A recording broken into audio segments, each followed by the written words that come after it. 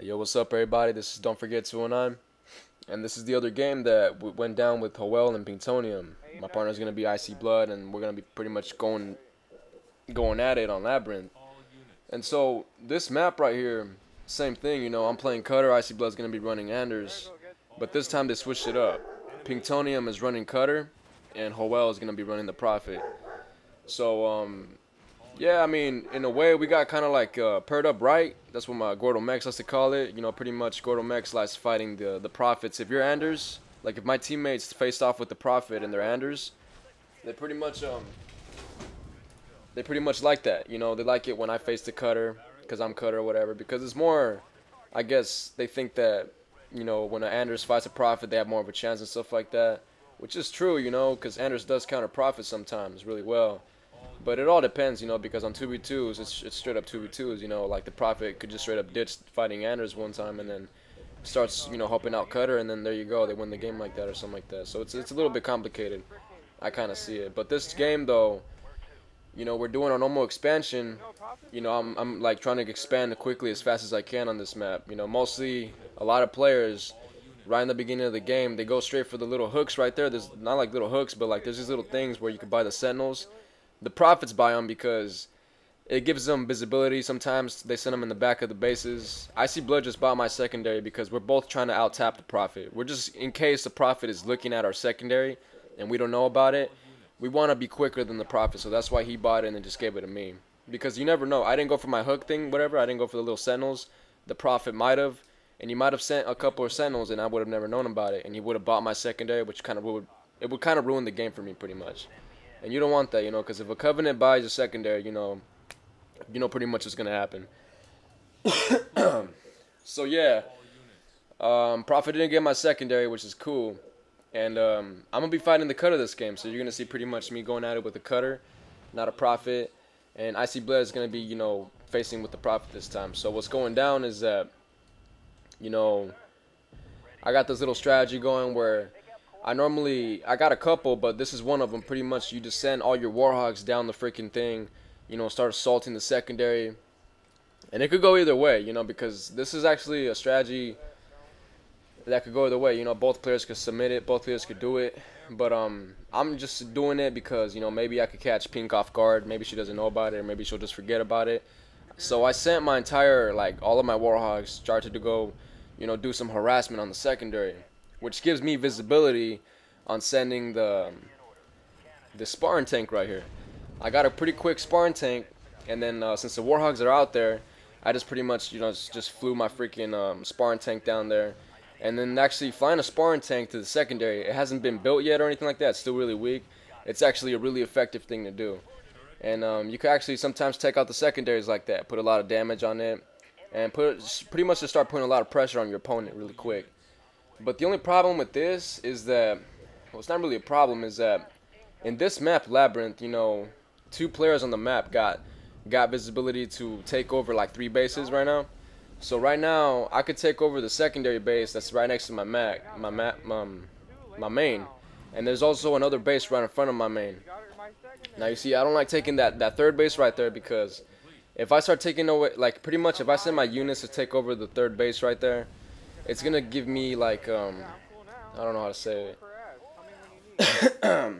Like let's say I'm trying to take over the third base and also defend my secondary. If Pinktonium, if the Cutter started being really aggressive, like it started being really aggressive towards me and started pushing a lot of pressure on my secondary, and half my units are at the third trying to take it over and stuff like that, try to open it up and expand it, it's going to be really difficult for me to actually secure my secondary, which is something really critical and something really that I need. So I'd rather give that trade-off, to me, just like don't even worry about the third and just start putting a lot of pressure on the Cutter and stuff like that, just to make it even, because the Cutter, as you can see on this map, the Cutter does not have to get a third base like me. I have to get a third base. It's there, I could get it, but I'm not going to get it because I'm fighting an opponent that doesn't have to worry about it. So it's going to give me a disadvantage if I go get the third base.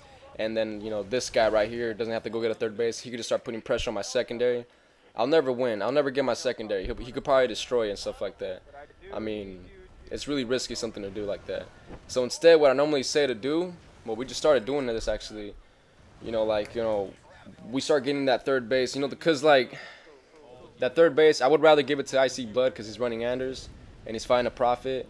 But this game though, we kind of messed up because I kind of ignored the third base completely, and JOEL actually capitalized on that. Pretty much, JOEL went down there when one of us wasn't looking, and then actually cleared out that third base on our side, and completely bought it and everything. Got a shield on it. We never knew about it because we never thought. I never knew the situation on Icy Blood's side, how much pressure he was pushing on JOEL or something like that. I see that Icy Blood got to keep the secondary base, which is something really good, you know. But you know, JOEL got sneaky and got the third base on our side. I was able to put a lot of pressure on the cutter, you know, destroying her secondary like multiple times. This is probably the second time I destroy it, and I'm still being able to keep my secondary intact, and it's cool and everything like that, which is really good.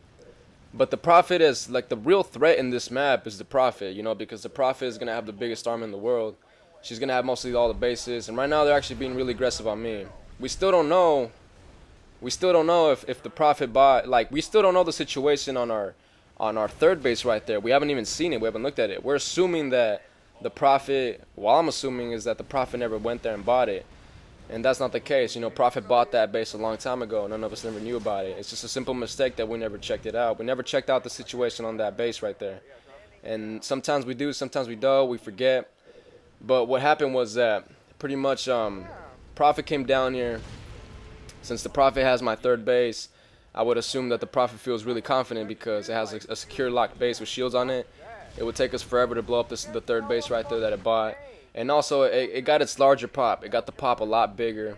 And also, it just put a lot of pressure on us. You know, the Prophet decided to put, like, all the pressure on my secondary. Like, you know, not even worrying about my military that was there. I got some 2 Jack race and stuff like that. But, you know, the cutter was able to mac my secondary. And also, the Prophet was able to, like, keep the rates down there and actually destroy it. So they destroyed my secondary, which is something really critical. And that's going to hurt me a lot because I have to stay back now and actually defend it. The cutter on their map, though, the cutter was able to actually keep their secondary now too. Even though we destroyed it multiple times, like the main threat though is going to be the Prophet, because the Prophet is the one that with the mobility, you know, it could just fly around and drop all this huge military everywhere. Their cutter can't do that. Their cutter mostly sometimes the cutters play mostly defense, and then the Prophets play like all the offense most of the time. It depends, you know. But right there, that's when we figured out that the Prophet had that base a long time ago with 3 shields on it.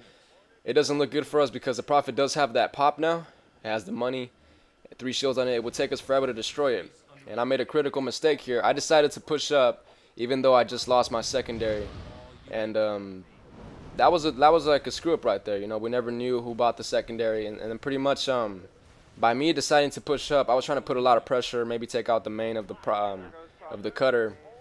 And so Prophet played it good. Prophet saw that opening right there, and then he just pretty much he teleported his military through that third base right there, and just simply with like 6 raids or 5 raids, he's gonna start doing a lot of work on my secondary. We still constantly keep destroying the secondary of the cutter, but at this point it doesn't really matter because we kind of screwed up by letting Prophet keep that third right there, like not letting him buy it. I guess, you know, because I was too distracted with the cutter. I never really I was too distracted with the cutter in the beginning that I didn't really want to check it, you know. I didn't think that Prophet would fly over, but it did. You know, Prophet came over here and just pretty much destroyed it, and, you know, bought it, put a shield on it, and expanded. And he got more pop like that. And then my military was straight up across the mile, and then it took forever to get back here. And by the time they got back, the base was gone. As you can see, it was just a simple like maneuver that they did, you know, teleporting the rates over here and stuff like that, which could have been prevented. All this could have been prevented by, you know, just doing some better choices and stuff like that. I wanted Icy Blood to take that third, you know. I wanted Icy Blood to get that third, but, you know, JOEL did something sneaky, and it worked really well for him. It got them, you know, a good, you know, my secondary base is weak. I just lost my main. I got 2,500 in my name. So it doesn't really look good for us like now. I mean, pretty much it does not look good. They're going to keep getting really aggressive. The cutter's going to get his secondary up. And the cutter still has a huge army, so if it wanted to push on me, it could. And destroy my secondary, take out my freaking secondary and my main. You know, pretty much my whole military again. So yeah, that's pretty much the game right there. You know, Icy Blood took precautions by dropping the disruption bomb. But at this point, that army is too big and it's too huge. It could just take it out by itself. It doesn't even need a Mac. So I mean, that's how they got us. They got us by buying the third and then just being really the profit. I guess it was pretty sneaky, and it got the aggressive on us. I was able to destroy the secondary of the cutter multiple times, but all that in the end it didn't really matter because I guess because of that right there, because of the third base right there that bought. I don't know. I mean, yeah, I believe so. And then at this point, I'm still trying to take out that secondary, but it doesn't really matter. We don't have that much of an aggression to have them worried about the secondary no more. All the cutter pretty much the cutter could just stay on one base if it wanted to at this point. It doesn't even need a secondary. So that's what it is, you know. And then finally the color decided to push up, and this is pretty much going to take us out. No matter how much we try, you know, whatever, at this point it doesn't really matter because it's too much that they got going on. And pretty much just, yeah, that's how they got the game in. So it was a good game on them. They got us by doing the third thing, so I threw my resignation, and that was it right there. So this video is coming up to a wrap. And yeah, so yeah, you guys, so if you guys like Deathmatch and, you know, support it or whatever, give a like. If you guys like it, you know, subscribe it to it, whatever, leave a comment or what you think and whatnot. But pretty much that's it, guys. So I'll be uploading more videos pretty soon, and you guys just stay tuned, alright?